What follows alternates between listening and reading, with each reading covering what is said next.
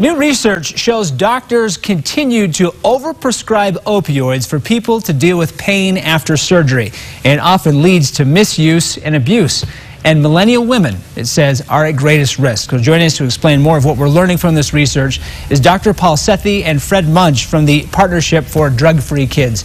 It's today's sponsored segment. Thanks for being with us this morning, gentlemen. Thank you. So walk me through what this research shows us. Our job as surgeons is to take a very broken bone or a torn ligament and repair that joint so that you have full mobility, can go out there and play whatever sport you'd like. We're trained in medical school and residency that we need to treat pain. We don't want our patients to be uncomfortable. In our zealous efforts to treat pain, however, I think that we've run into problems with addiction and persistent use of medication. This study shows us that despite our understanding, we're still prescribing a lot of medication. More than 90 pills for rotator cuff repair, more than 100 pills for joint replacement. What we really want to do is pivot our focus and say, look, while we may need opiates to control some pain, the opiates should be a third or fourth line of medication, and using other medications, anti-inflammatories and neuromodulators, and really restricting the duration of opiates can help out a lot. So we know that a lot of those things are being overprescribed, as you just said, that the research shows us. We also mentioned that millennial women are at greatest risk. Why is that, or how did the research show that? So this is a very distressing finding that young women 18 to 34 are amongst the highest risk for being persistent users of opiates. This is borne out by looking at our data and seeing who refills their prescriptions or who's going to take the most medication.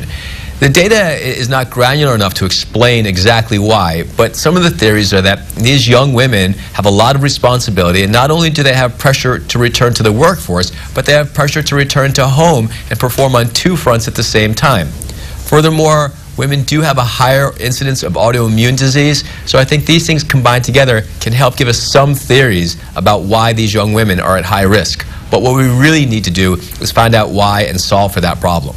That's true. And of course, Fred, I want to get you involved here as well. What was the most alarming thing that you discovered with this study? And how can people, from their family members, help their loved ones prevent some of these alarming things that you found? Sure. There's a couple. One is that when you're prescribed an opioid for acute pain, that many people go on to be persistent users of opioids.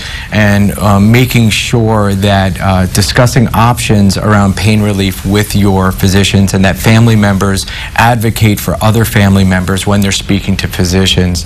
The other was that 90% of people are keeping opioids in the house after they're done with the prescription, and we know that that is a gateway to young people, family members, neighbors using extra opioids. And what family members can do in those cases are just to get rid of the opioids, go to the safe disposal sites, use disposal bags, and although it's not recommended always, get rid of them. Just throw it out. Put it in some water, put it in a paper towel, and throw it out. The goal is to get rid of those opioids out of the house. Well, Fred, I appreciate those things that sharing with us what we've learned from this and things we can do to help combat that. Gentlemen, I know our time is short this morning. I appreciate you both being with us here today. Well, of course, we'll have more information on what more we can learn from this report and the movement that you're talking about, where choices matter, on our website at goodforutah.com. But again, talking this morning with Dr. Paul Sethi and Fred Munch there from the Partnership for Drug-Free Kids. Gentlemen, thank you for being with us this morning.